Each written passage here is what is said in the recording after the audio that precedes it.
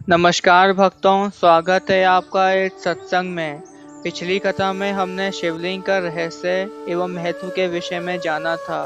आज हम लिंग पूजन, प्रणव एवं पंचाक्षर मंत्र के महत्व के विषय में जानेंगे। नंदेश्वर कहते हैं, ब्रह्मा और विष्णु भगवान शिव को प्रणाम कर चुपचाप उनके दाएं और बाएं भाग में खड़े हो गए। उन्होंने पूजनीय महादेव जी को श्रेष्ठ आसन पर बिठाकर पवित्र वस्तुओं से उनका पूजन किया। दीर्घ काल तक स्थिर रहने वाली वस्तुओं को पुष्प वस्तु तथा अल्प काल तक टिकने रहने वाली वस्तुओं को प्राकृत वस्तु कहते हैं। कीयूर, किरीट, मणिमय कुंडल, यज्ञोपवीत, उत्तरीय वस्त्र, पुष्पमाला, रेशमी वस्त्र, हार, मुद्रिका, पुष्प, तांबुल, कपूर, चंदन एवं अंगूरों का अनुलेप, धूप, दीप, श्वेत छत्र, व्यंजन, ध्वजा, चंद्वर तथा अनेक दिव्य उपहारों द्वारा जिनका वैभव वाणी और मन की पहुंच से परे था, जो केवल परमात्मा के योग्य थे, उनसे ब्रह्मा और विष्णु ने अपने स्वामी महेश्वर का पूजन किया। इससे प्रसन्न होकर भगवान शिव ने दोनों देवताओं से मुस्कुराकर कहा, पुत्रों, आज तुम्हारे द्वारा की गई पूजा से मैं बहुत प्रसन्न हूँ। इसी कारण यह दिन परम पवित्र और महान होगा। यह तिथि शिवरात्रि के नाम से प्रसिद्ध होगी और मुझे परम प्रिय होगी। इस दिन जो मनुष्य मेरे लिंग अर्थात निराकार रूप की या मेरी मूर्ति अर्थात साकार रूप की दिन रात निराहार रहकर अपनी शक्ति के अनुसार निश्चल भाव से यथोचित पूजा करेगा, वह मेरा परम प्रिय भक्त होगा। पूरे वर्ष भर निरंतर मेरी पूजा करने पर जो फल मिलता है, वह फल शिवरात्रि को मेरा पूजन करके मनुष्य तत्काल प्राप्त कर लेता है। जैसे पूर्ण चंद्रमा का उदय समुद्र की वृद्धि का अवसर है, उसी प्रकार शिवरात्रि की तिथि मेरे धर्म की वृद्धि का समय है। इस तिथि को मेरी स्थापना का मंगलमय उत्सव होना चाहिए। मैं माघशीस मास में आद्रा नक्षत्र से युक्त पूर्णमासी या प्रतिपदा को ज्योतिर्मय स्तंभ में प्रकट हुआ था। इस दिन जो भी मनुष्य पार्वती सहित मेरा दर्शन करेगा अथवा मेरी मूर्ति या लिंग की झांकी निकालता है, वह मेरे लिए कार्तिकेय से भी अधिक प्रिय होगा। इस शुभ दिन मेरे दर्शन मात्र से पूरा फल प्राप्त होता है। यदि दर्शन के साथ मेरा पूजन भी किया जाए तो इतना अधिक फल प्राप्त होता है कि वाणी द्वारा उसका वर्णन नहीं किया जा सकता। लिंग रूप में प्रकट होकर मैं बहुत बड़ा हो गया था, अतः लिंग के कारण यह भूतल लिंग स्थान के नाम से प्रसिद्ध हुआ। जगत के लोग इसका दर्शन और पूजन कर सकें, इसके लिए यह अनादि और अनंत ज्योतिर्स्तंभ अथवा ज्योतिर्मय लिंग अत्यंत छोटा हो जाएगा। यह लिंग सब प्रकार के भोग सुलभ कराने वाला तथा भोग और मोक्ष का एकमात्र साधन है। इसका दर्शन, स्पर्श और ध्यान प्राणियों को जन्म और मृत्यु के कष्ट से छुड़ाने वाला है। शिवलिंग के यहाँ प्रकट होने के कारण यह स्थान अरुणाचल नाम से प्रसिद्ध होगा तथा यहाँ बड़े बड़े तीर्थ प्रकट होंगे। इस स्थान पर रहने या मरने से जीवों को मोक्ष प्राप्त होगा। मेरे दो रूप हैं, साकार और निराकार। पहले मैं स्तंभ रूप में प्रकट हुआ, फिर अपने साक्षात रूप में। ब्रह्म भाव मेरा निराकार रूप है तथा महेश्वर भाव मेरा साक्षात रूप है। यह दोनों ही मेरे सिद्ध रूप हैं। मैं ही परम ब्रह्म परमात्मा हूँ। जीवों का अनुग्रह करना मेरा कार्य है। मैं जगत की वृद्धि करने वाला होने के कारण ब्रह्म कहलाता हूँ। सर्वत्र स्थित होने के कारण मैं ही सबकी आत्मा हूँ। सर्ग से लेकर अनुग्रह तक जो जगत संबंधी 5 कार्य हैं, वह सदा ही मेरे हैं। मेरा ब्रह्म रूप का बोध कराने के लिए पहले लिंग प्रकट हुआ, फिर अज्ञात ईश्वरत्व का साक्षात कराने के लिए मैं जगदीश्वर रूप में प्रकट हो गया। मेरा सकल रूप मेरे ईश्वरत्व का और निष्कल रूप मेरे ब्रह्म स्वरूप का बोध कराता है। मेरा लिंग मेरा स्वरूप है और मेरे सामीप्य की प्राप्ति कराने वाला है।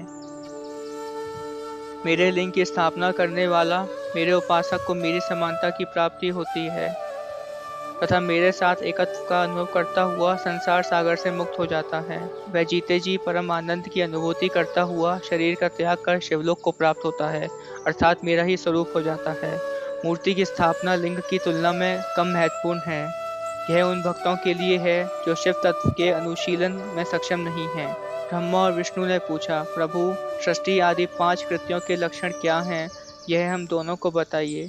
भगवान शिव बोले, मेरे कर्तव्यों को समझना अत्यंत गहन है, तथापि मैं कृपा पूर्वक तुम्हें बता रहा हूँ। सृष्टि, पालन, संहार, तिरोभाव और अनुग्रह मेरे जगत संबंधी 5 कार्य हैं जो नित्य सिद्ध हैं।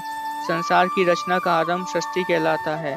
मुझसे पलित होकर सृष्टि का सुस्थिर रहना उसका पालन है। उसका विनाश ही संहार है। आत्मा का शरीर छोड़ने को तिरोभाव कहते हैं। इन सब से छुटकारा मिल जाना ही मेरा अनुग्रह अर्थात मोक्ष है। यह मेरे 5 कृत्य हैं। सृष्टि आदि 4 कृत्य संसार का विस्तार करने वाले हैं। 5वां कृत्य मोक्ष का है। मेरे भक्तजन इन 5 कार्यों को 5 भूत में देखते हैं।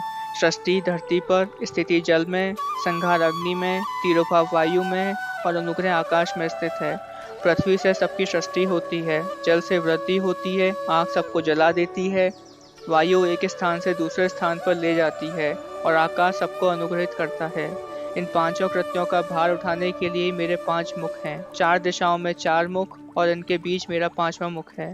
पुत्रों, तुम दोनों ने मुझे तपस्या से प्रसन्न कर सृष्टि और पालन 2 कार्य प्राप्त किए हैं। इसी प्रकार मेरा विभूति स्वरूप रुद्र और महेश्वर ने संहार और तिरोभाव कार्य मुझसे प्राप्त किए हैं, परंतु मोक्ष मैं स्वयं प्रदान करता हूँ। मैंने पूर्व काल में अपने स्वरूपभूत मंत्र का उपदेश किया है, जो ओंकार रूप से प्रसिद्ध है। यह मंगलकारी मंत्र है। सर्वप्रथम मेरे मुख से ओंकार प्रकट हुआ, जो मेरे स्वरूप का बोध कराता है। इसका स्मरण निरंतर करने से मेरा ही सदा स्मरण होता है। मेरे उत्तर मुख से अकार, पश्चिम मुख से उकार, दक्षिण मुख से मकार, पूर्ववर्ती मुख से बिंदु तथा मध्यवर्ती मुख से नाद का प्रकटीकरण हुआ है। इस प्रकार इन 5 अवयवों से ओंकार का विस्तार हुआ है।